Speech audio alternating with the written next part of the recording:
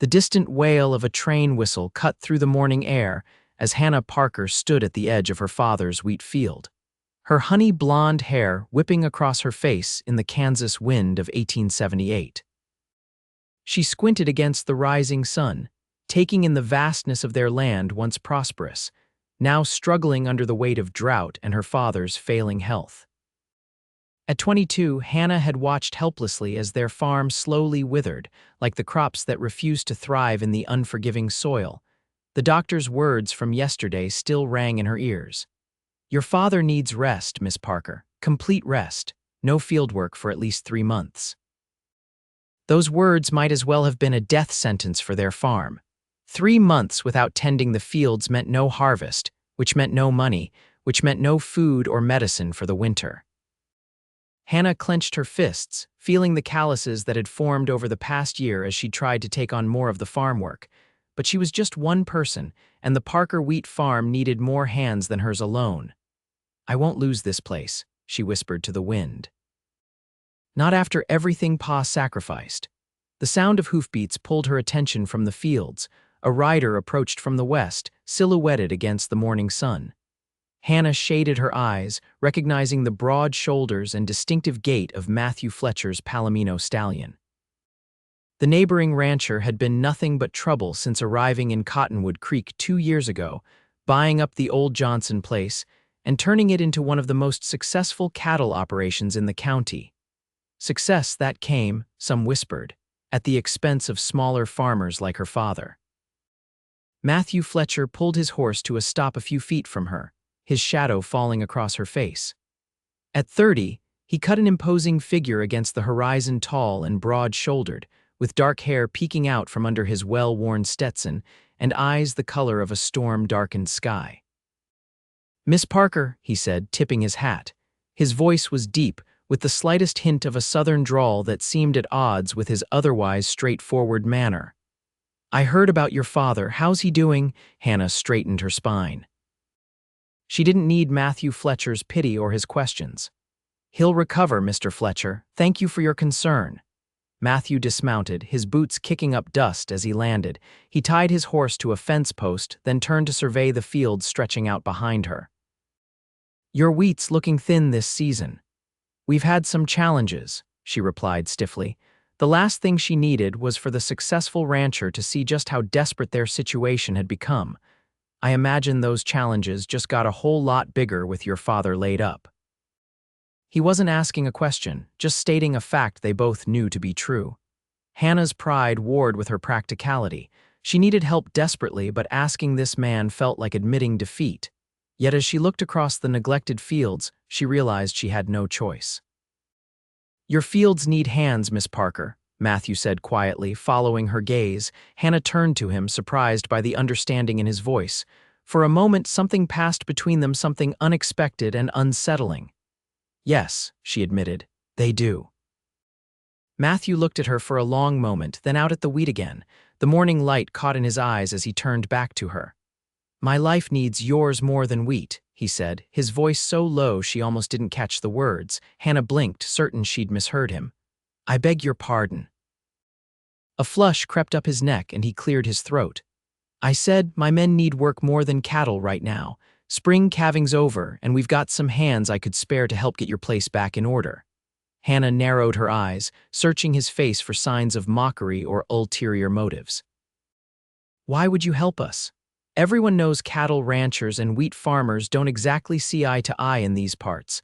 Matthew's expression softened just for a moment. "Because neighbors help neighbors, Miss Parker, even when they don't always agree." He paused, then added, "And because your father's a good man who'd do the same if our situations were reversed." Hannah's throat tightened. As much as she wanted to refuse to tell him she could handle everything herself, she knew better. Without help, they'd lose everything. "We can't pay much," she said finally. "Not until the harvest." Matthew shook his head. "We'll work something out. Maybe your father can help with my books once he's feeling better. I've never had much head for figures." Hannah looked at him suspiciously. Matthew Fletcher was many things, but no one had ever accused him of being bad with numbers. His ranch's success was testament to that. "I'll send 3 men over tomorrow morning," he said, mounting his horse again. They'll know what to do. Mr. Fletcher, Hannah called as he prepared to ride away, I don't understand why you're doing this. Matthew looked down at her, his expression unreadable. Maybe I've got my reasons, Miss Parker. He tipped his hat. Good day. Hannah watched him ride away, a strange feeling settling in her chest. She didn't trust Matthew Fletcher, not completely. But right now, his help was the only thing standing between her family and ruin. She turned back to the fields, wondering what price she'd eventually have to pay for accepting his assistance. The next morning, true to his word, 3 men arrived at the Parker farm just after sunrise. Hannah had been up since before dawn, preparing a large pot of coffee and some biscuits for the workers. When she heard the sound of horses approaching, she stepped out onto the front porch, wiping her hands on her apron. The men who dismounted in her yard were a diverse group, one older with gray streaking his beard, one middle-aged with the weathered face of someone who'd spent a lifetime outdoors, and one who couldn't be much older than 20. All 3 touched the brims of their hats respectfully. Miss Parker, the older man said, I'm Jim Holloway, Mr. Fletcher's foreman.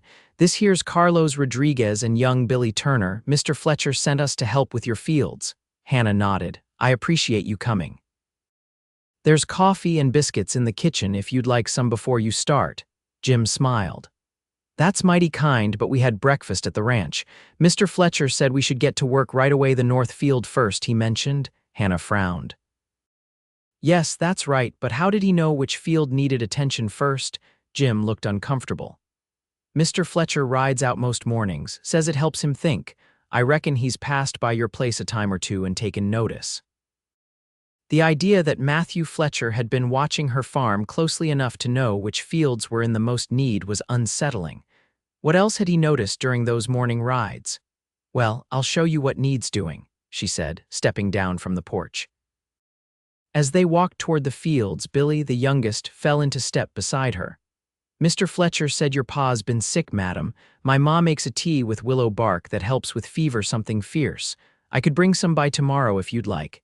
Hannah was touched by the offer. That's very kind, Billy. My father would appreciate that.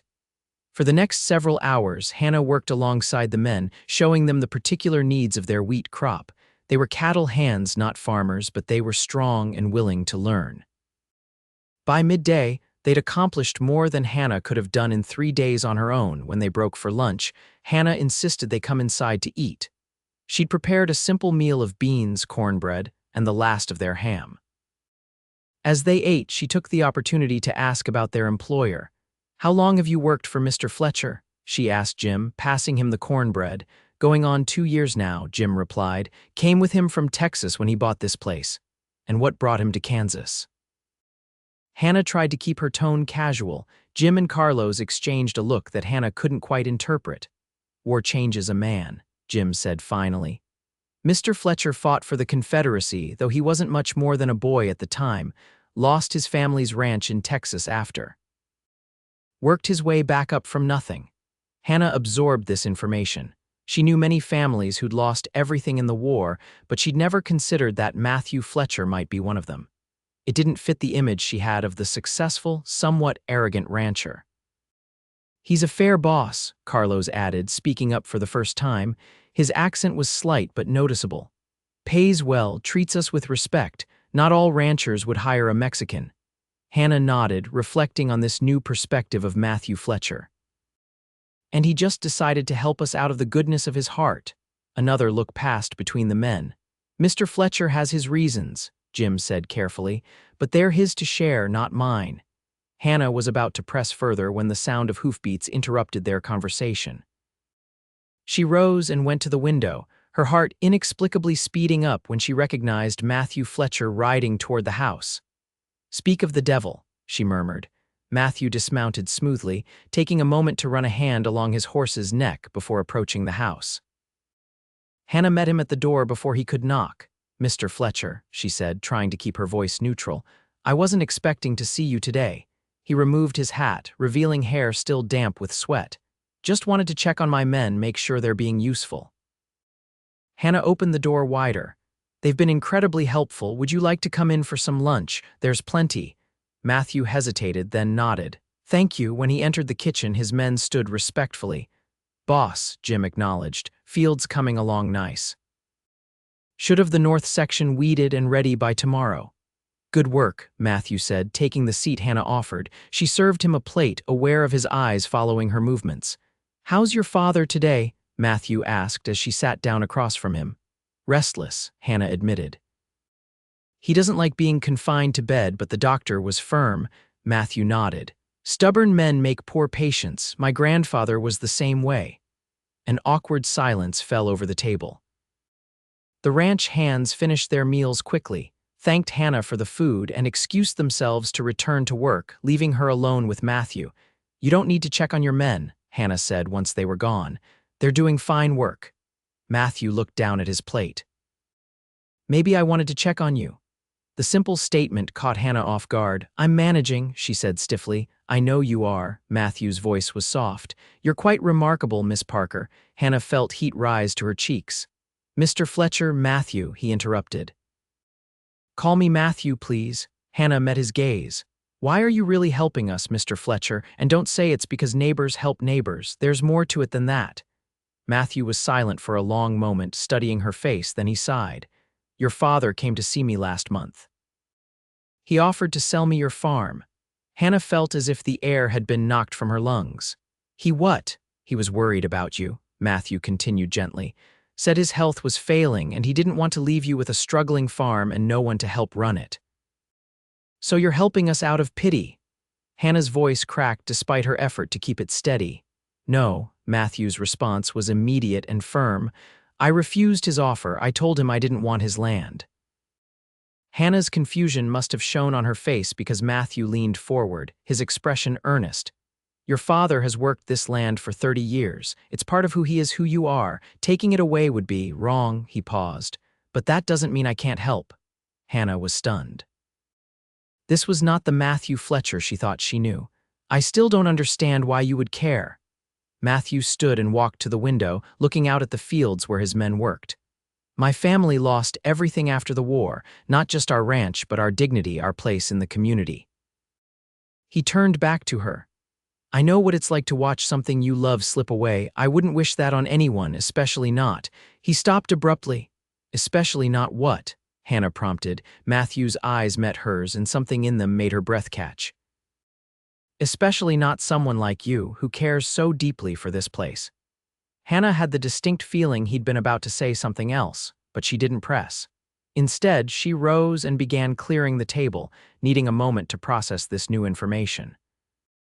Thank you for telling me about my father, she said finally.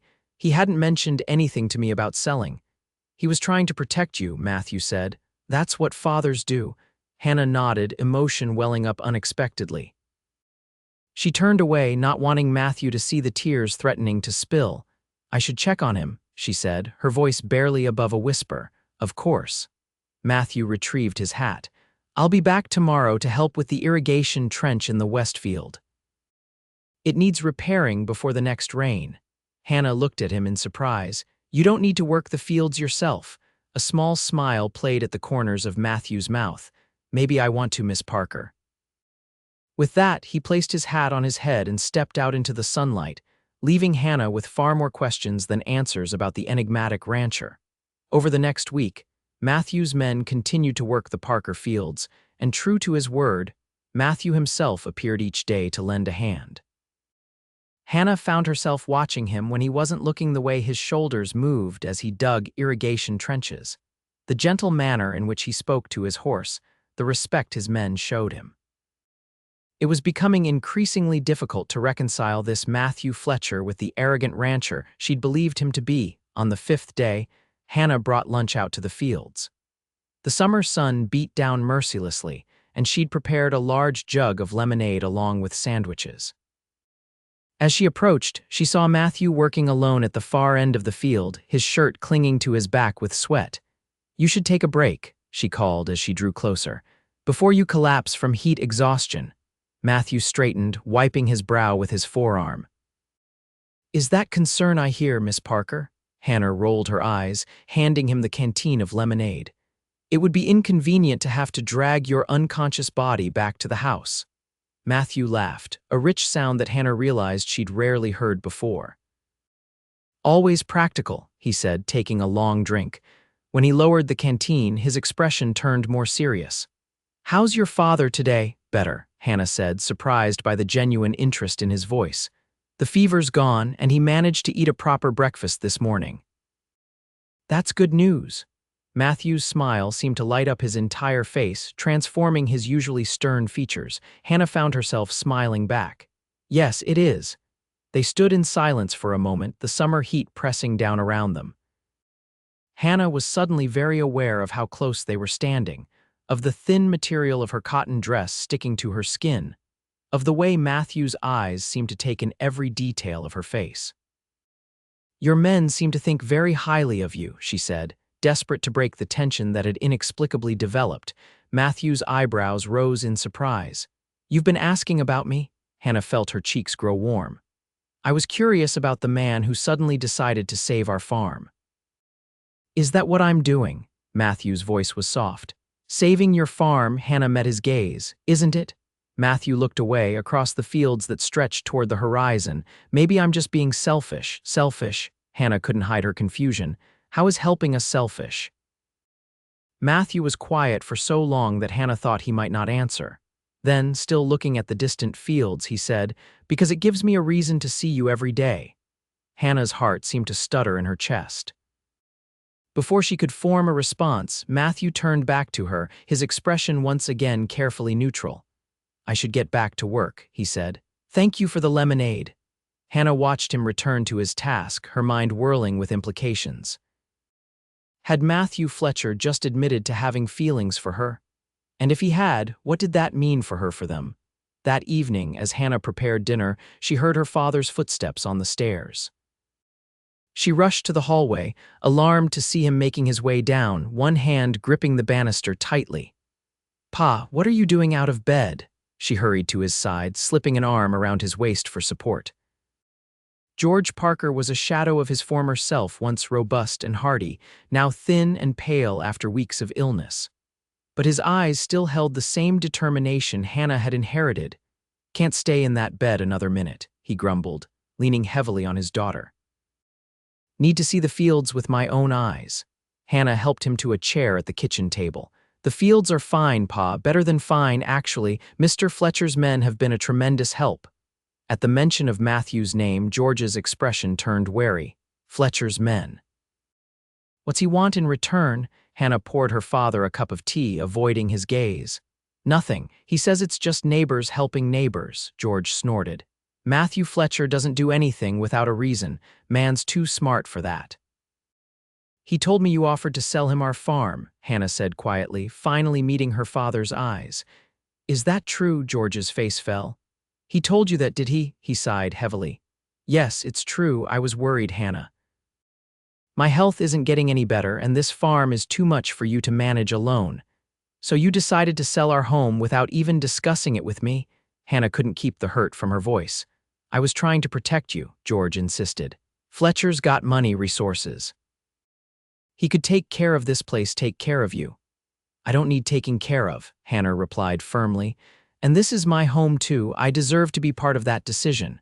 George reached across the table to take her hand.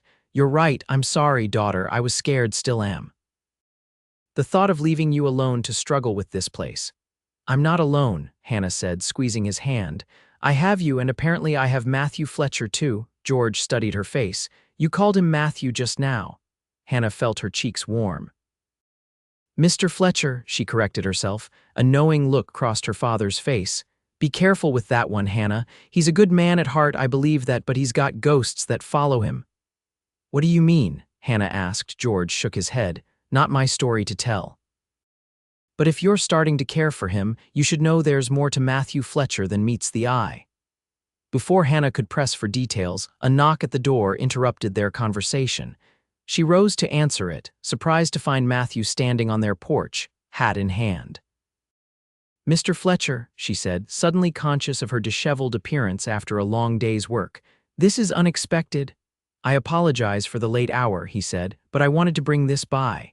He held out a small burlap sack, seeds for the south field. They're a hardier strain of wheat might do better in this soil. Thank you, Hannah said, taking the bag. Their fingers brushed in the exchange, sending an unexpected jolt through her. Matthew Fletcher, her father's voice called from behind her. About time you showed your face in my house instead of just sending your men to do your bidding. Hannah turned to see her father standing in the doorway to the kitchen, leaning against the frame for support. Mr. Parker, Matthew said, nodding respectfully. Good to see you on your feet. No thanks to this stubborn daughter of mine who'd keep me bedridden for a year if the doctor said so, George replied with a hint of a smile. Come in, man. No sense standing on the porch like a stranger. Hannah stepped aside, allowing Matthew to enter. He moved past her, the scent of sun-warmed leather and something distinctly masculine lingering in his wake. Can I offer you some coffee, Mr. Fletcher? Hannah asked, falling back on politeness to mask her sudden nervousness. Matthew, he corrected gently. And yes, coffee would be welcome. As Hannah busied herself at the stove, she could hear her father and Matthew talking in low tones. When she returned with the coffee, they were discussing cattle prices, the conversation surprisingly amicable given the traditional tension between cattle ranchers and wheat farmers. You've done good work on our fields, George said, accepting a cup from Hannah. My daughter tells me you've been generous with your time and your men. Matthew shrugged, seemingly uncomfortable with the praise. It was the right thing to do. George eyed him over the rim of his cup. And the only thing, the question hung in the air, its meaning clear to all three of them. Hannah held her breath, waiting for Matthew's response. Matthew's gaze shifted to Hannah for a brief moment before returning to her father. No, he said simply, not the only thing. The admission, though vague, sent Hannah's heart racing. George nodded as if this answer confirmed something he already suspected. Well, he said, setting down his cup with a decisive clink, I think I'll turn in. Doctor says I need my rest after all. He rose slowly, waving away Hannah's attempt to help him. I can manage the stairs, daughter. Stay and keep Mr. Fletcher company. After her father had gone, an awkward silence fell between Hannah and Matthew. She busied herself collecting the empty cups, aware of his eyes following her movements. Your father seems to be recovering well, Matthew said finally. Hannah nodded. Yes, though he's still weak. It will be some time before he can work the fields again. My offer of help stands as long as you need it, Matthew assured her. Hannah set the cups in the basin and turned to face him. Why? She asked, echoing the question her father had posed. What's the not only thing, Matthew? Matthew stood, closing the distance between them with a few steps. In the small kitchen, his presence seemed to fill the entire space. I think you know, he said, his voice low. Hannah's heart thundered in her chest. I'd rather you say it. Matthew reached out slowly, giving her time to pull away if she wished. When she remained still, he gently tucked a strand of hair behind her ear, his fingers lingering against her cheek. From the moment I saw you standing in that field, glaring at me like I was the devil himself, he said with a small smile, I knew you were different, strong, stubborn, beautiful. Hannah's breath caught at the naked honesty in his eyes. I didn't plan this, he continued. God knows a wheat farmer's daughter is the last woman I should be falling for, but here we are, falling for, Hannah repeated, hardly daring to believe what she was hearing. Matthew's hand cupped her cheek fully now. I'm in love with you, Hannah Parker. Have been for months, watching you from afar, too stubborn and prideful to admit it even to myself. Hannah felt as if the ground had shifted beneath her feet. This confession was the last thing she'd expected when Matthew Fletcher had ridden onto their farm a week ago. You barely know me, she whispered. I know enough, he replied. I know you love this land with every fiber of your being. I know you'd work yourself to the bone before asking for help.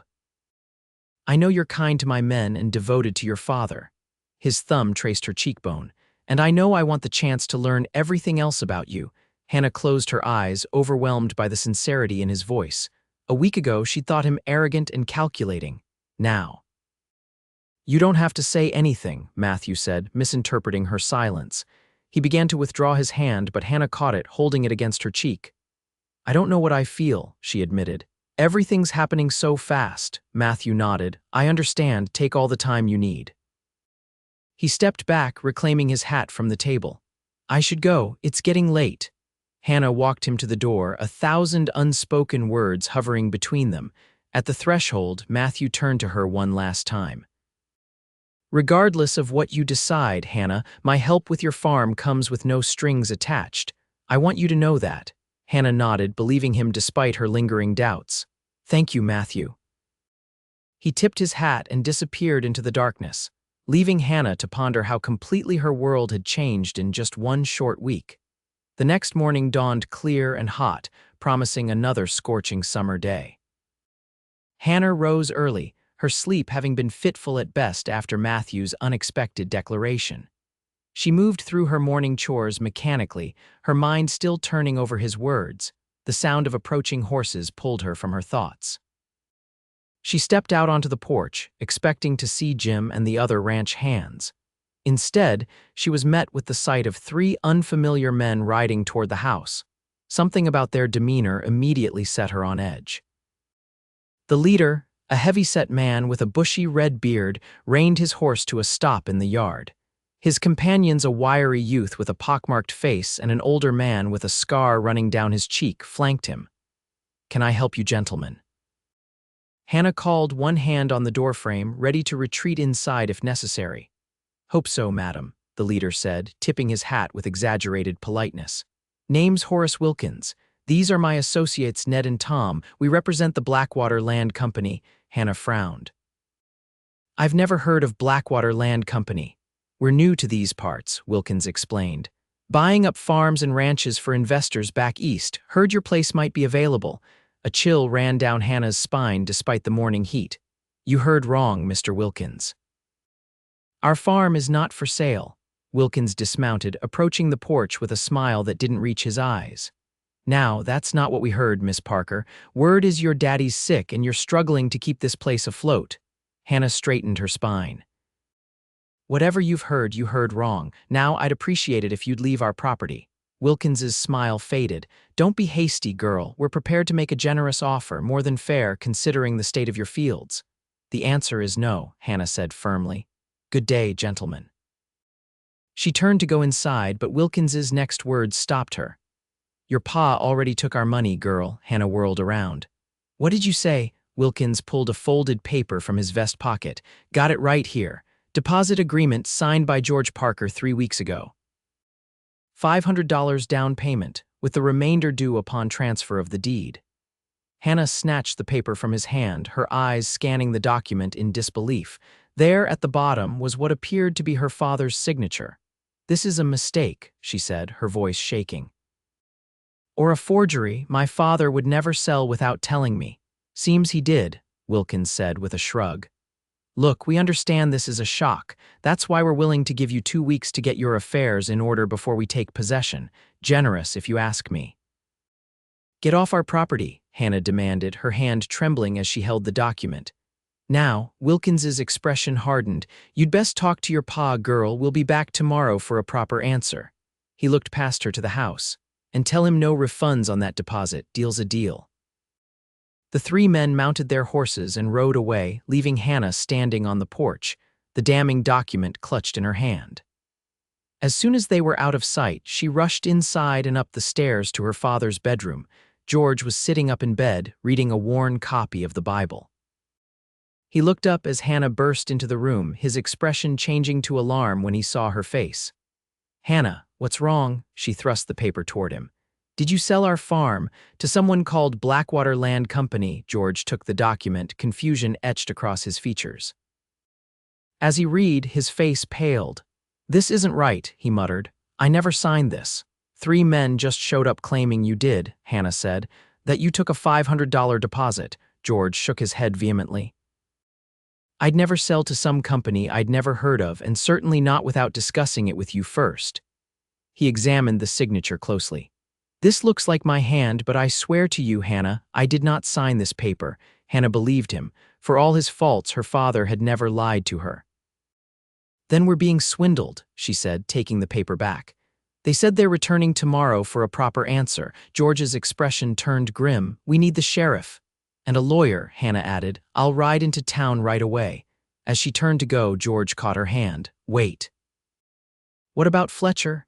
His men are due here this morning, aren't they? Hannah hesitated. After last night's conversation, facing Matthew was the last thing she wanted to do, but her father was right, they needed all the help they could get.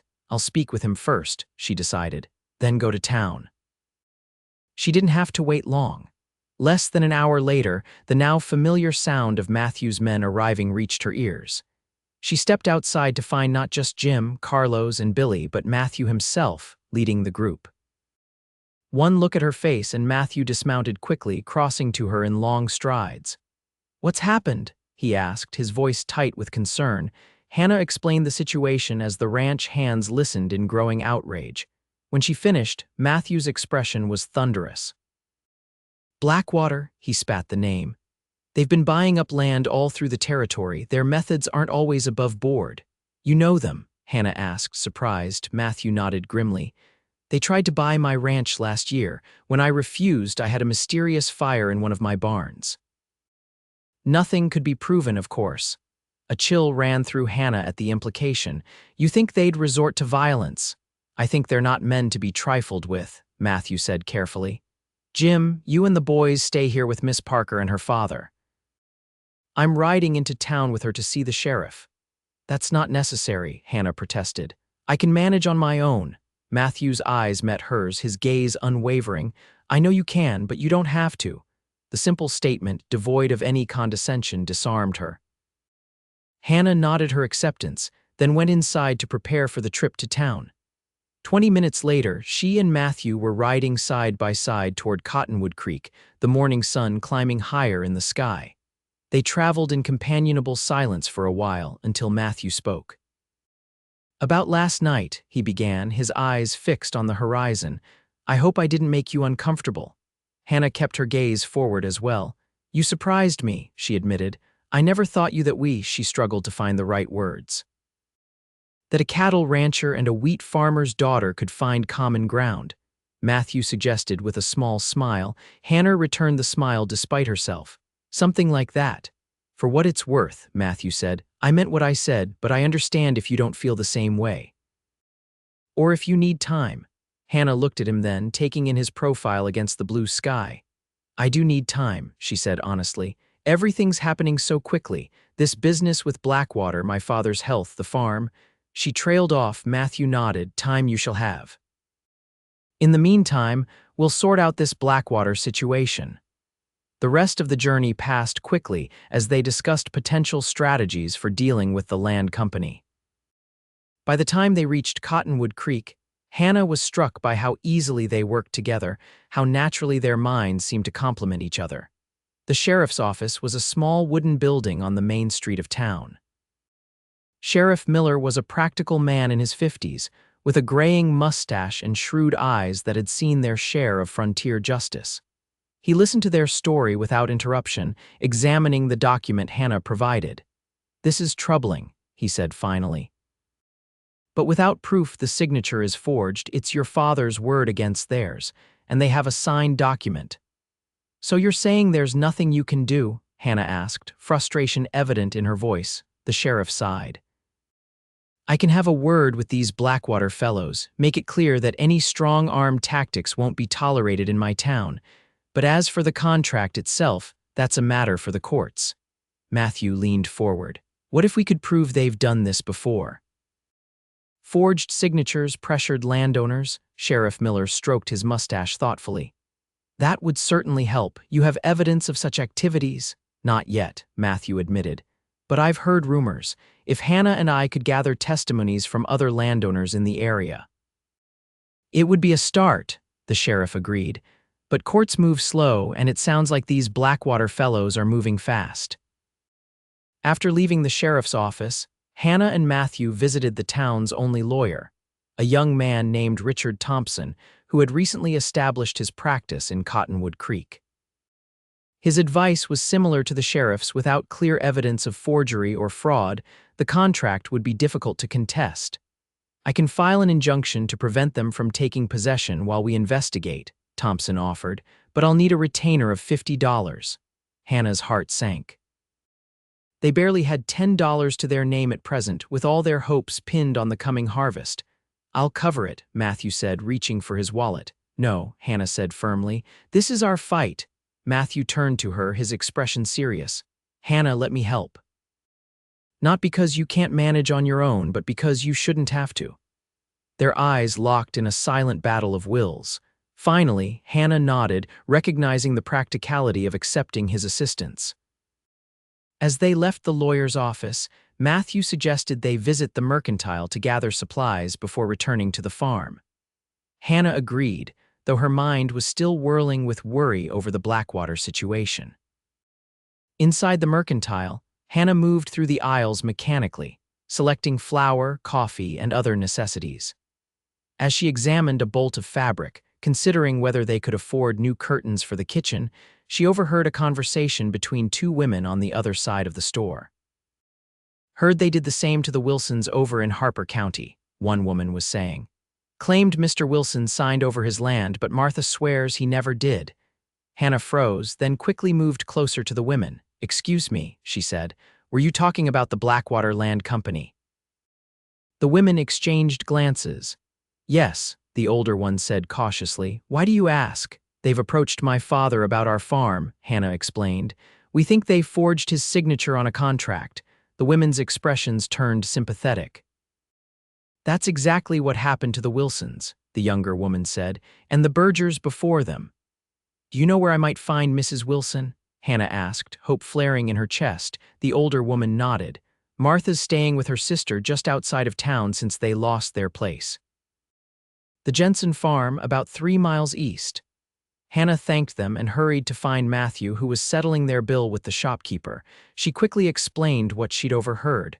This could be exactly what we need, Matthew said, his eyes lighting up.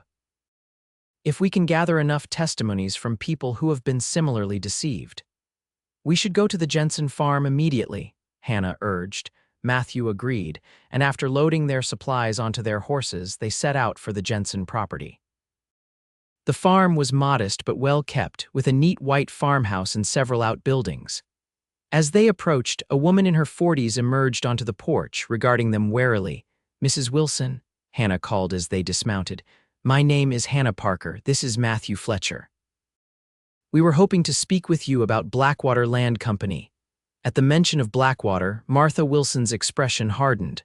What about them? She asked, her voice tight with barely contained anger. They're trying to take my family's farm, Hannah explained. They claim to have a contract signed by my father, but he insists he never signed anything. We heard something similar happened to you. The tension in Martha's shoulders eased slightly. You'd better come in, she said, opening the door wider. Inside, over cups of strong tea, Martha shared her story. It was distressingly similar to Hannah's 3 men arriving at their farm, producing a document allegedly signed by her husband, demanding they vacate the property. Thomas swore he never signed anything, Martha said, twisting her wedding band. But they had his signature plain as day on that paper. When we refused to leave, strange things started happening. Our well was poisoned, someone cut our fence lines, then one night our barn caught fire. Hannah exchanged a glance with Matthew, remembering what he'd said about his own barn fire. The sheriff in our county wasn't much help, Martha continued.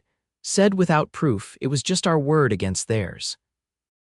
2 weeks later, they showed up with the deed and the sheriff, saying we had to leave. Her voice cracked. 30 years on that land, gone just like that. Where is your husband now? Matthew asked gently, Martha's eyes filled with tears. He had a stroke the day after we were forced out. He's in the county hospital, can't speak, can't move his right side. Hannah reached across the table, taking Martha's hand in hers. I'm so sorry. Martha squeezed her hand gratefully. What can I do to help you? I won't let them do to another family what they did to mine. Would you be willing to make a sworn statement about what happened? Matthew asked. And perhaps introduce us to others who have had similar experiences with Blackwater. Martha's expression turned resolute. I can do better than that. There's a meeting tomorrow night at the church in Millsville. Folks from all over the county who have been cheated by Blackwater. We've been trying to get the territorial governor to investigate, but so far no luck. Hannah felt a surge of hope. We'll be there, she promised. As they rode back toward the Parker farm, the afternoon sun casting long shadows across the prairie, Hannah found herself glancing at Matthew, seeing him in a new light. The way he'd listened to Martha Wilson, the genuine compassion in his eyes, the determination to help not just Hannah's family but others who'd been wronged, it revealed a depth of character she hadn't fully appreciated before. "Thank you," she said suddenly. Matthew looked at her questioningly. "For everything," Hannah clarified. "For helping with the farm, for coming with me today, for caring about people you don't even know." A smile played at the corners of Matthew's mouth. "Is it so surprising that I might be a decent human being?" Hannah laughed softly. "I suppose I had you all wrong. I thought you were just another arrogant rancher looking to expand your holdings at the expense of smaller farmers." "And now?" Matthew asked, his voice casual though his eyes were intent on her face. Hannah considered her answer carefully. "Now I think you might be the kind of man I could." She trailed off, suddenly shy. "Could what?" Matthew prompted, guiding his horse closer to hers. Hannah met his gaze. "The kind of man I could fall in love with given time." The admission hung in the air between them, as tangible as the dust kicked up by their horses' hooves. Matthew's expression softened, his eyes filled with a warmth that made Hannah's heart race. "Time," he repeated. "That's something I'm happy to give you, Hannah Parker, as much as you need." The moment was interrupted by the sound of gunfire in the distance coming from the direction of the Parker farm. Hannah's blood ran cold. Without a word, she and Matthew spurred their horses to a gallop, racing toward the sound. As they crested the final hill, Hannah's worst fears were confirmed. Smoke rose from one of their outbuildings, and several men on horseback were circling the main house. Even from a distance, she recognized the red-bearded figure of Horace Wilkins. "My father," Hannah gasped, panic rising in her throat. "Jim and the others are there," Matthew reminded her, though his own expression was grim. "They won't let any harm come to him." They approached cautiously, keeping to the tree line that bordered the eastern edge of the property. As they drew closer, Hannah could see Jim and Carlos positioned on the porch of the main house, rifles in hand. Her father was nowhere in sight, presumably safely inside. Matthew motioned for Hannah to dismount and stay hidden. "I'll circle around to the west," he whispered. "When I fire a shot in the air, I want you to ride straight for the house. Don't stop for anything, understand?" Hannah nodded, her mouth dry with fear. Matthew squeezed her shoulder reassuringly, then disappeared into the trees, leading his horse quietly away from their position. Hannah counted the seconds, her heart pounding in her ears. The Blackwater men continued to circle the house, occasionally shouting threats that the wind carried away before she could make out the words. The small storage shed at the edge of the yard was fully engulfed in flames now, but thankfully, it contained nothing of value, just some old tools and empty grain sacks. Finally, a shot rang out from the western edge of the property. Taking her cue, Hannah mounted her horse and burst from the tree line, riding hard for the house. She heard shouts of surprise from the Blackwater men, but none of them fired at her, perhaps unwilling to shoot a woman. Jim spotted her approach and covered her as she reached the porch, practically diving from her horse to reach the safety of the house. Inside, she found her father seated in his armchair, a shotgun across his lap, his face pale but determined. "Hannah," he exclaimed as she rushed to embrace him. "Thank God you're safe. Are you all right?" she asked, checking him for injuries. "I'm fine," he assured her. "These scoundrels showed up about an hour ago, demanding we vacate immediately. When I refused, they set fire to the shed as a warning." A commotion outside drew their attention. Through the window, Hannah saw Matthew riding boldly into the yard, his rifle raised but not aimed at anyone in particular. He pulled his horse to a stop in the center of the yard. "Wilkins," he called, his voice carrying clearly through the open window, "this has gone far enough." Horace Wilkins guided his horse closer to Matthew, his men spreading out behind him. "Fletcher," he acknowledged with a sneer, "this ain't your fight." "You made it my fight when you trespassed on property under my protection," Matthew replied evenly. Wilkins laughed. "Protection? You playing knight in shining armor for the Parker girl?" His voice turned mocking. "Awful lot of trouble for a piece of wheat land." "It's not about the land," Matthew said, his voice hard. "It's about right and wrong, and forging signatures on land contracts is decidedly wrong." A flicker of unease crossed Wilkins's face. Don't know what you're talking about, Fletcher. I think you do, Matthew countered. Just like you know about the Wilsons in Harper County and the Bergers before them. How many families have you cheated, Wilkins? Hannah could see the tension in Wilkins's posture even from a distance. He leaned forward in his saddle. Careful, Fletcher. Accusations like that could get a man killed in these parts. Is that a threat? Matthew's voice remained steady, but Hannah could see his hand tighten on his rifle. Just stating facts, Wilkins replied. Now we have a legal contract with George Parker. You'd best stay out of business that don't concern you.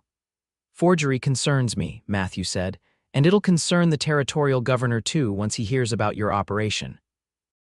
This seemed to give Wilkins pause. What are you talking about? There's a meeting tomorrow night, Matthew informed him. Folks from all over the county who claim Blackwater forged their signatures or pressured them illegally. The governor's representative will be there, along with a federal marshal. Hannah wasn't sure if Matthew was bluffing about the governor's representative and the marshal, but his words had the desired effect. Wilkins and his men exchanged uneasy glances. You're lying, Wilkins said, but there was a note of uncertainty in his voice. Matthew shrugged. Guess you'll find out tomorrow. In the meantime, I suggest you leave this property before the sheriff arrives. I sent one of my men to fetch him before I approached. It was a standoff, tension crackling in the air like the flames that still consumed the storage shed. Finally, Wilkins spat on the ground. This ain't over, Fletcher, he growled. Not by a long shot. With that, he wheeled his horse around and signaled to his men. They rode off in a cloud of dust, leaving the yard eerily quiet in their wake. Hannah rushed outside as soon as they were gone, running to where Matthew still sat on his horse, watching the retreating figures.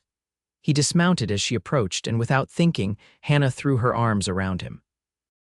That was either very brave or very foolish, she said against his chest. Matthew's arms came around her, holding her close.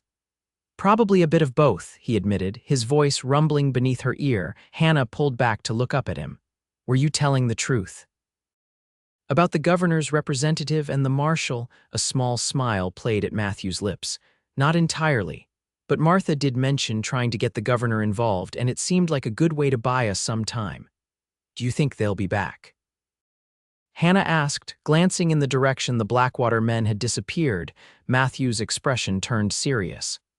Eventually, men like that don't give up easily, but we'll be ready for them. Jim approached them, his rifle still in hand. Boss, we should get that fire under control before it spreads. Matthew nodded, reluctantly releasing Hannah. Organize a bucket line. I'll check on Mr. Parker. As Matthew headed for the house, Hannah caught Jim's arm. Thank you for protecting my father, she said sincerely. Jim touched the brim of his hat. Just doing what the boss asked, miss. Though truth be told, we'd have done it anyway. Your pa's a good man. Hannah helped with the bucket line, passing water from the well to douse the remaining flames of the storage shed.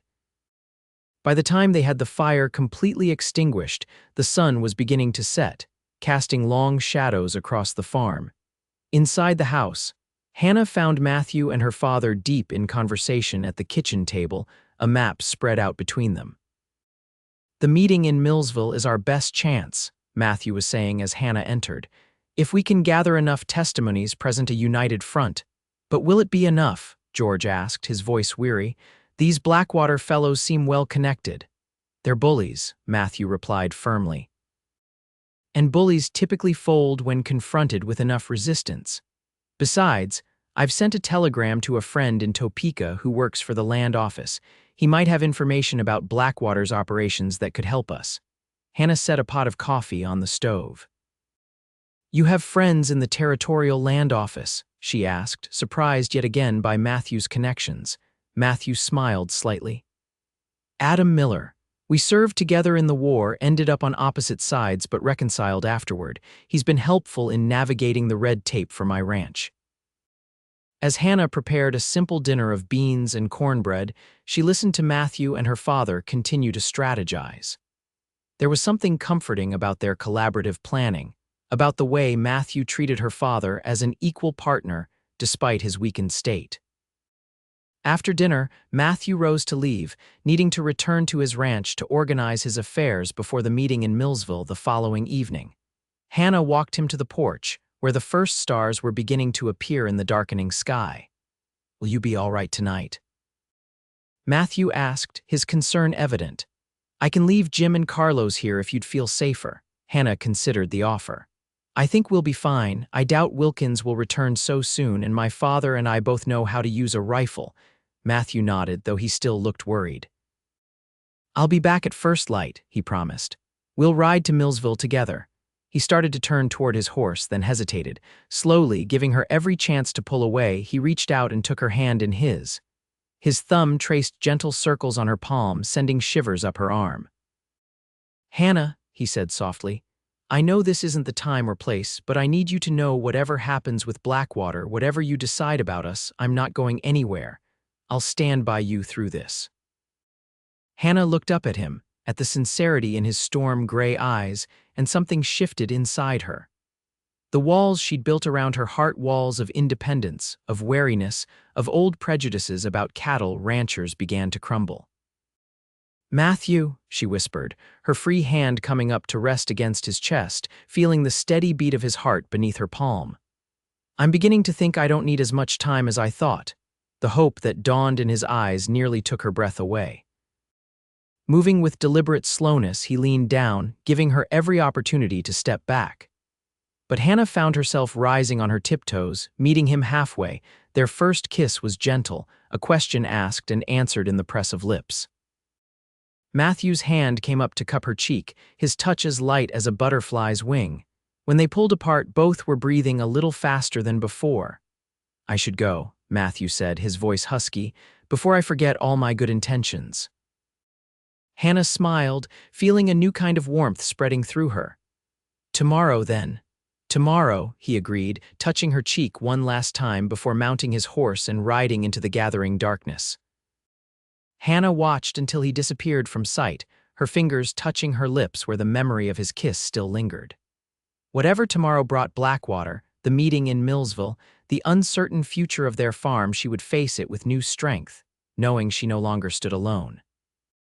The night passed without incident, though Hannah slept fitfully, her mind filled with thoughts of Matthew, Blackwater, and the precarious state of their farm. She rose before dawn, checking on her father before starting the morning chores. To her surprise, she found him already dressed and seated at the kitchen table, looking stronger than he had in weeks. "You should be resting," she admonished gently, moving to the stove to start coffee. "Done enough resting," George replied. "Time I started pulling my weight again."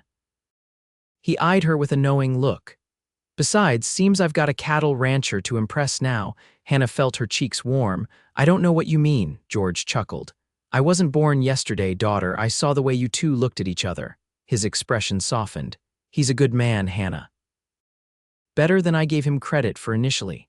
Hannah busied herself with measuring coffee grounds. "It's complicated, Pa, with everything happening with Blackwater and the farm." "Life's always complicated," George said philosophically. "Doesn't mean you put happiness on hold waiting for perfect circumstances." He paused. "Your mother and I married during the worst drought Kansas had seen in 50 years. Everyone said we were fools, that we should wait for better times." A wistful smile crossed his face. "But we knew better times would come easier if we faced the hard ones together." Hannah turned to look at her father, touched by this rare mention of her mother who had died when Hannah was just 10. "You never told me that before," George shrugged. "Never seemed relevant until now." The sound of hoofbeats interrupted their conversation. Hannah moved to the window, relieved to see Matthew riding into the yard, right on time as promised. "He's here," she said, smoothing her hair self-consciously. George watched her with amusement. "Better let him in, then." Hannah opened the door just as Matthew reached the porch. He removed his hat, revealing hair still damp from washing, and Hannah was struck again by how handsome he was in the morning light. "Good morning," she said, suddenly shy after their parting the night before. Matthew's eyes warmed as they met hers. "Good morning, Hannah." He nodded to her father. "Mr. Parker, you're looking better today." "Amazing what a good night's sleep can do," George replied. "That and seeing my daughter finally admit she doesn't hate all cattle ranchers equally." "Pa!" Hannah exclaimed, mortified. Matthew laughed, the sound rich and genuine. "I'm glad to have moved up in your estimation, sir." George waved them both to the table. Sit down, Fletcher. Have some coffee before you two head to Millsville. Hannah, the man looks hungry, feed him. Despite her embarrassment at her father's blunt acknowledgement of her changing feelings, Hannah was touched by the easy camaraderie between the two men. As she prepared a simple breakfast of fried eggs and biscuits, she reflected on how quickly her world had changed. A week ago, Matthew Fletcher had been the arrogant neighbor she avoided. Now he was. What, a friend? Something more, the look he gave her as she set his plate before him, warm, intimate, full of promise, suggested definitely something more. After breakfast, they prepared to leave for Millsville. The meeting wasn't scheduled until evening, but they wanted to arrive early to speak with Martha Wilson and the others who had been affected by Blackwater's scheme. "Are you sure you'll be all right alone?" Hannah asked her father as they prepared to depart. George nodded. "I'll be fine." "Billy's staying behind to help with the chores, and Jim said he'd send someone by to check on me midday." Matthew had arranged for two of his ranch hands to follow at a distance, keeping an eye on the Parker farm while they were away. It was a precaution that Hannah appreciated, though she hoped it would prove unnecessary. The journey to Millsville took most of the morning. Hannah rode beside Matthew, finding comfort in his steady presence and quiet strength. They discussed their strategy for the meeting, but also shared stories from their lives, Matthew speaking of his childhood in Texas, Hannah reminiscing about her mother's garden and her father's early attempts at teaching her to plow a straight furrow. By the time they reached Millsville, Hannah realized she'd laughed more in those few hours than she had in months. There was an ease between them now, a natural flow of conversation and companionable silences that felt as comfortable as if they'd known each other for years, instead of truly connecting only days ago. Millsville was slightly larger than Cottonwood Creek, with a proper main street boasting several shops, a hotel, and the white steepled church where the meeting would take place. They stopped first at the hotel to secure rooms for the night, one for Hannah and one for Matthew, though the knowing look from the desk clerk made Hannah blush.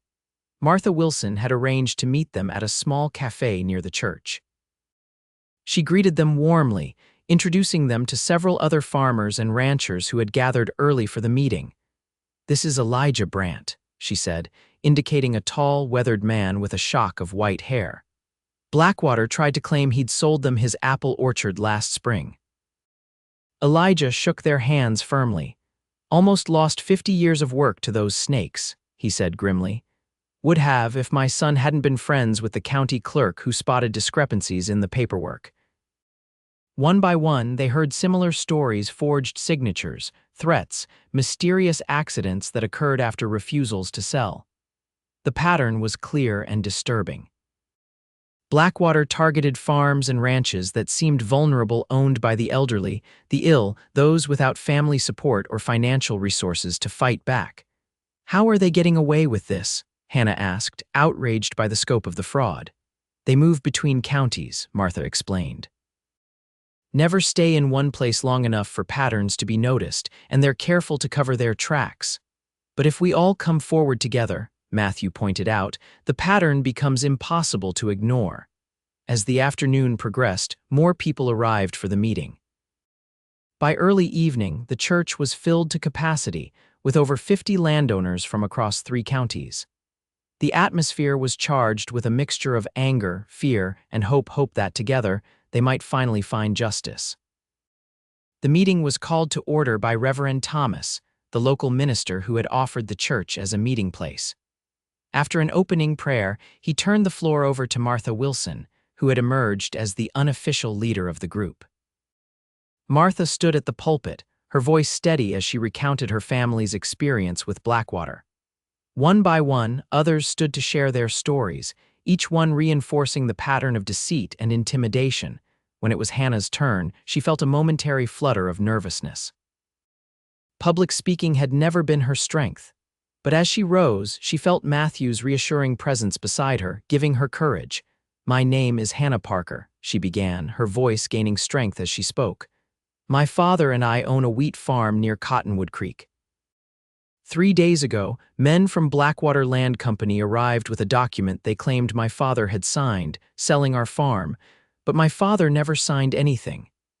She detailed the threats, the fire set to their outbuilding, the intimidation tactics.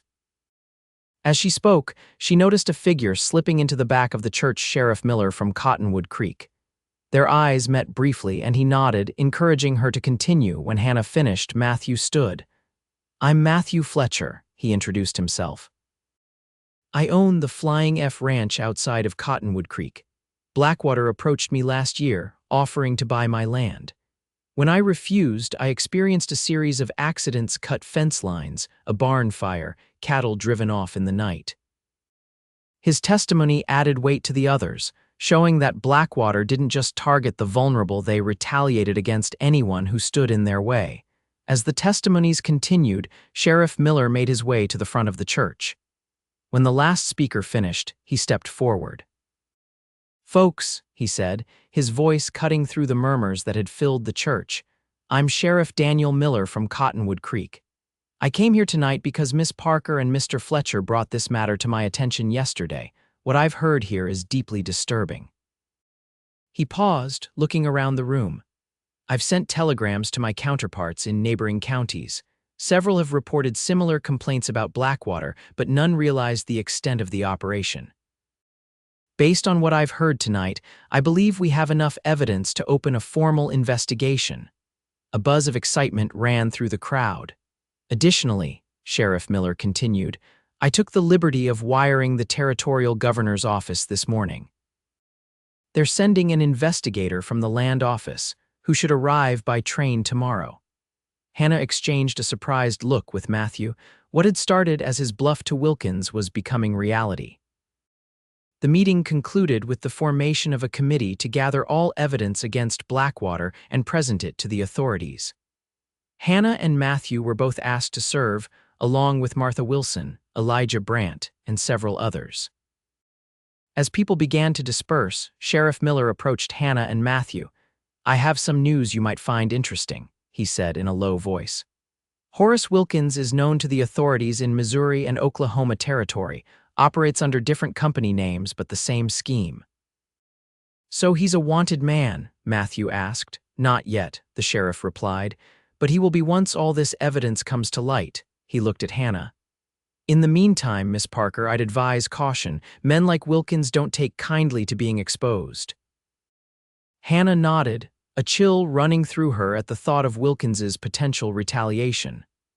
As if sensing her unease, Matthew placed a hand at the small of her back, a gesture both protective and comforting. "We'll be heading back to the Parker farm first thing tomorrow," Matthew told the sheriff. "Will you be returning to Cottonwood Creek tonight?" Sheriff Miller shook his head. "In the morning, I want to speak with the sheriff here about coordinating our efforts." After the sheriff moved on to speak with others, Matthew turned to Hannah. "It's getting late. We should get some rest before the journey back tomorrow." They walked together to the hotel, the night air cool after the stuffiness of the crowded church. Stars glittered overhead, and the sounds of the small town settling for the night surrounded them, a dog barking in the distance, the faint piano music from the saloon down the street, the creak of a rocking chair on someone's porch. At the door to Hannah's room, they paused. Matthew took her hand, his thumb tracing the calluses that spoke of her hard work on the farm. "You were magnificent tonight," he said softly. "The way you spoke, how clearly you presented the facts, you helped others find their courage." Hannah smiled, touched by his praise. "I wasn't alone. You were there beside me, and I always will be if you'll let me." The words were simple but weighted with meaning. Hannah looked up at him, at this man who had come into her life so unexpectedly, who had challenged her preconceptions and then exceeded all her expectations. In the quiet hotel hallway, with the weight of the day behind them and the uncertainty of tomorrow still ahead, she made her decision. Rising on her tiptoes, she kissed him, putting into the gesture all the feelings she wasn't yet ready to voice. Matthew responded immediately, his arms encircling her waist, drawing her closer. This kiss was different from their first, deeper, more certain, filled with promise. When they finally parted, both were breathless. Matthew rested his forehead against hers, his eyes closed as if memorizing the moment. "I should go to my room," he murmured. "Before I forget, I'm supposed to be a gentleman." Hannah smiled, her heart full. "Tomorrow will be a long day. We both need rest." Matthew stepped back reluctantly. "Good night, Hannah. Good night, Matthew." As she closed her door, Hannah leaned against it, her fingers touching her lips. Outside, she could hear Matthew's footsteps moving down the hall to his own room. For the first time since the Blackwater men had appeared on their farm, she felt truly hopeful not just about saving their land, but about the future that might be waiting for her beyond this crisis. The hope was short-lived. Hannah was awakened before dawn by urgent knocking at her door. Heart pounding, she grabbed her robe and opened the door to find Matthew, fully dressed, his expression grim. "What is it?" she asked, instantly alert. "Sheriff Miller just received a telegram from his deputy in Cottonwood Creek," Matthew explained. "There was a fire at your farm last night." Hannah felt the blood drain from her face. "My father, he's safe," Matthew assured her quickly. "Billy got him out and the house is intact, but they burned your wheat fields, Hannah, all of them." The journey back to the Parker farm was a blur of anxiety and dread. They rode hard, stopping only briefly to rest the horses. By mid-afternoon, they crested the final hill overlooking the farm, and Hannah's worst fears were confirmed. Where acres of wheat had stood just yesterday, there was now only charred earth and the acrid smell of smoke. The house and barn were still standing, but the fields, their livelihood, their future were gone. Hannah dismounted slowly, her legs numb beneath her. She walked a few steps into what had been the north field, kneeling to touch the blackened soil. Ash clung to her fingers, a gritty reminder of all they had lost. Matthew knelt beside her, placing a hand on her shoulder. "Hannah," he said softly, "I'm so sorry." She looked up at him, tears streaming down her face. "Everything's gone, the harvest, our income for the year." Her voice broke. "What are we going to do?" Before Matthew could answer, Hannah's father appeared in the doorway of the house, supported by Billy. Even from a distance, Hannah could see the devastation on his face as he surveyed the ruined fields. She rose quickly, running to him. "Pa, are you all right?" George embraced her tightly. "I'm fine, daughter, just fine." But his voice was hollow, his eyes fixed on the charred remains of their wheat. "They came in the night," he said. "A dozen of them, maybe more, set fire to the fields from all sides. There was nothing we could do." Billy, his young face streaked with soot, looked ashamed. "I tried to stop them, Miss Parker, but there were too many. I had to get your pa out safe." "You did the right thing, Billy," Matthew assured him, approaching the porch. "Buildings can be rebuilt, fields replanted, people can't be replaced." Hannah was struck by the simple truth of his words. As devastating as the loss of their wheat was, her father was safe. She still had him, and for that she was grateful. Inside the house, they gathered around the kitchen table, the familiar setting a stark contrast to the destruction outside. Jim and Carlos had ridden in from Matthew's ranch upon seeing the smoke, and they joined them, offering their support and outrage at Blackwater's actions. "Sheriff Miller will be back by now," Matthew said. "I'll ride into town and bring him out here." "It won't make any difference," George said, his voice weary. "The fields are gone. Even if they arrest Wilkins and his men, it won't bring back our harvest." Hannah watched her father, seeing the defeat in his shoulders, the resignation in his eyes. This farm had been his life's work, his legacy. Now, with his health failing and their livelihood destroyed, he seemed to have lost all hope. "We'll rebuild," she said firmly, surprising herself with her own conviction. "We'll replant winter wheat. There's still time before the first frost." George shook his head. "With what seed, Hannah?" "With what money? Everything we had was invested in the crop they just burned." The room fell silent as the reality of their situation sank in. Hannah felt despair creeping in, threatening to overwhelm the determination she'd just voiced. Then Matthew spoke, his voice quiet but resolute. "I have seed," he said, "and money for supplies, for hiring extra hands to get the planting done quickly." George's head snapped up. "We don't need your charity, Fletcher." "It's not charity," Matthew replied calmly. "It's an investment in your farm and your future." He paused, his eyes finding Hannah's. "In our future, if you'll have me." The room seemed to hold its breath. Hannah stared at Matthew, understanding the full weight of what he was offering, not just financial support, but a life together. "Matthew," she began, her voice barely above a whisper. He rose, moving to kneel before her chair, taking her hands in his. "I know this isn't how or when I planned to ask," he said, his eyes never leaving hers. "But life rarely follows our plans, does it? A small smile tugged at his lips. Hannah Parker, I love you. I think I've loved you since the first time I saw you standing in your field, looking at me like I was trespassing on your personal kingdom. Despite everything, Hannah found herself smiling at the memory. You were trespassing, she reminded him. Your cattle had broken through the fence. Matthew laughed softly. So they had. His expression turned serious again. I'm not asking you to marry me out of pity or obligation, Hannah. I'm asking because I can't imagine my life without you in it. Because when I look at you, I see everything I never knew I wanted: strength, passion, a love for the land that matches my own. Hannah was aware of the others in the room: her father, Billy, Jim, Carlos, all witnesses to this most intimate of moments. Yet somehow their presence didn't matter. There was only Matthew, his hands warm around hers, his eyes filled with love and hope. Your fields need hands, he said softly, echoing his words from that first morning. But my life needs yours more than wheat. Hannah's heart swelled with emotion. Just days ago, she had been determined to save her family's farm on her own, to need no one, to rely on no one. Now, faced with this man who offered not to rescue her but to stand beside her, to build a life with her, she found herself surrendering not to dependency, but to partnership. Yes, she whispered, her voice gaining strength as she continued. Yes, Matthew Fletcher, I will marry you, not because I need saving, but because I love you too. Matthew's face lit up with a joy so pure it took Hannah's breath away. He rose, pulling her to her feet and into his arms. Their kiss was a promise, sealed before the witnesses who had become not just allies but friends in their struggle. When they parted, Hannah turned to her father, seeking his blessing. George's eyes were bright with unshed tears, but his expression was one of contentment rather than sorrow. I couldn't ask for a better man for my daughter, he said, his voice gruff with emotion, or a better future for this land. The moment was interrupted by the sound of approaching horses.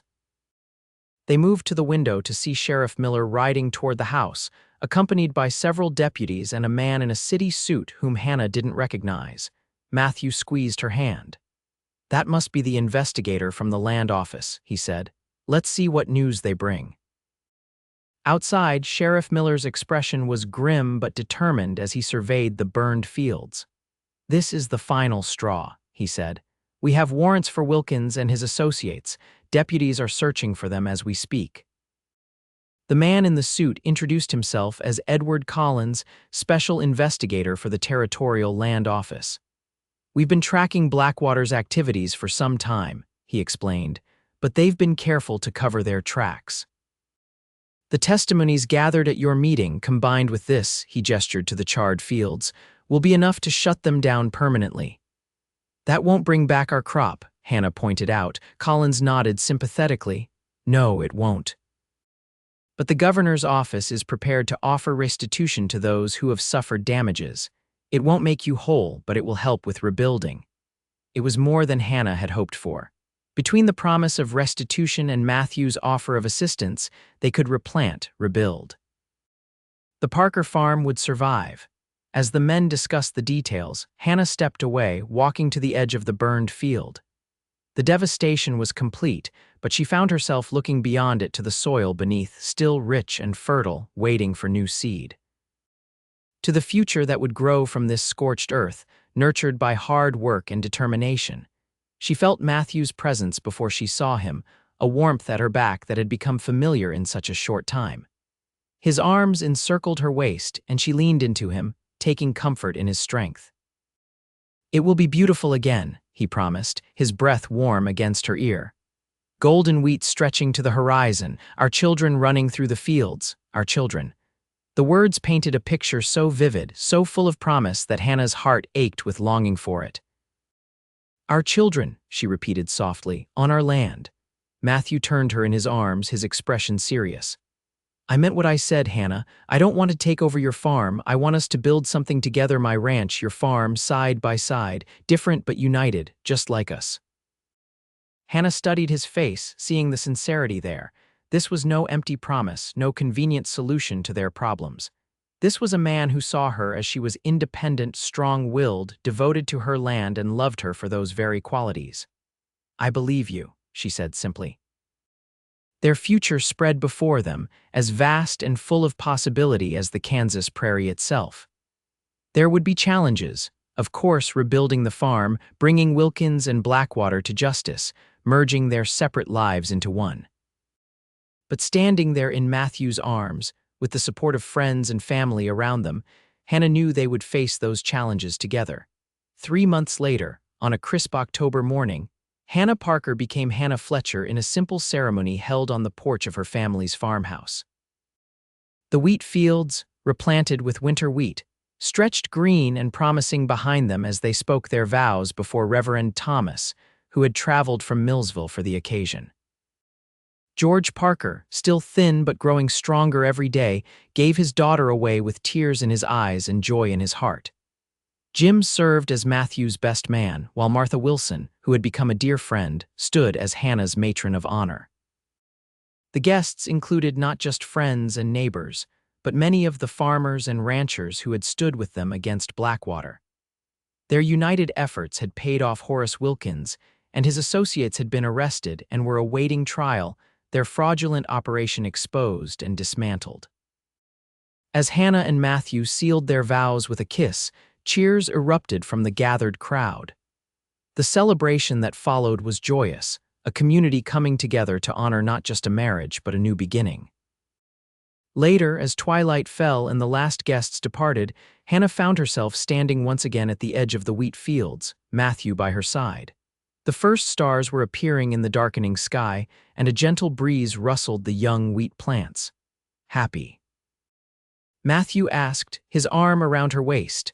Hannah looked up at him, at the man who had changed her world in ways she could never have imagined that summer morning when he'd ridden onto their farm. More than I thought possible, she answered truthfully. Matthew smiled, pulling her closer. And this is just the beginning, Mrs. Fletcher. As they walked back to the house, their house now, shared with her father who would always have a home with them, Hannah reflected on the journey that had brought them to this moment. From suspicion to respect, from respect to friendship, from friendship to a love deeper and more profound than she had ever dared to dream of, the wheat fields would grow and flourish season after season. Their lives would intertwine and expand, children would come, years would pass. But Hannah knew she would always remember this day, this moment standing on the threshold of their future, hand in hand, ready to face whatever came next, together. 5 years later, Hannah stood at the window of the farmhouse, watching as Matthew played with their twin 3-year-old daughters in the yard. The little girls, with their father's dark hair and their mother's determined spirit, shrieked with laughter as Matthew pretended to be a horse, carrying them on his back across the grass. Behind them, the wheat fields stretched golden and ripe, ready for harvest the most bountiful they'd seen in years.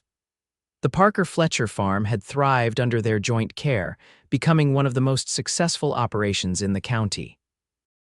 They'd expanded, adding cattle to the eastern pastures while maintaining the wheat fields that had been in Hannah's family for generations. George Parker, now a beloved grandfather, sat in a rocking chair on the porch, watching the scene with contentment.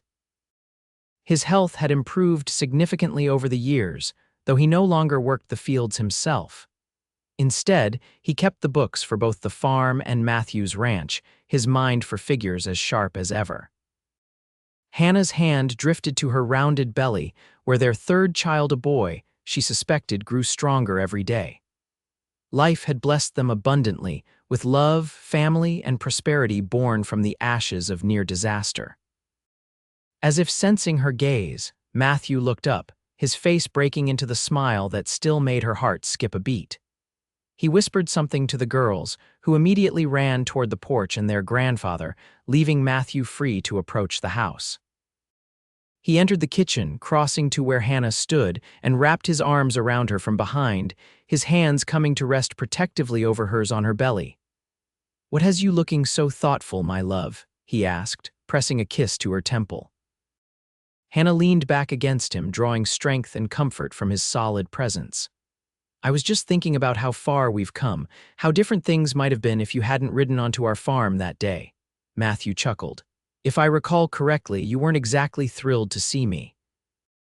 "I was wrong about so many things," Hannah admitted, turning in his arms to face him. About you, about what it means to be strong, about what I needed in my life. We were both wrong, Matthew said, tucking a strand of hair behind her ear in a gesture that had become familiar over the years. I thought I needed land success to rebuild what my family had lost, but what I really needed was you.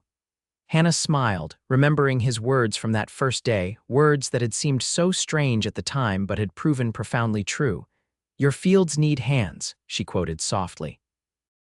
Matthew's eyes warmed with recognition and love. My life needs yours more than wheat, he finished, lowering his lips to hers in a kiss that held all the passion, tenderness, and commitment that had defined their journey together. Outside, their daughter's laughter mingled with George's deeper chuckle, the sounds of family and happiness floating on the Kansas breeze. Inside, in the circle of each other's arms, Hannah and Matthew reaffirmed the truth they had discovered on that summer day 5 years ago, that love, like wheat, required nurturing, patience, and faith. That it could weather storms, survive drought, and emerge stronger for having endured. And that, when harvested with care and gratitude, it yielded the most precious crop of all a life shared, season after season, until the end of their days.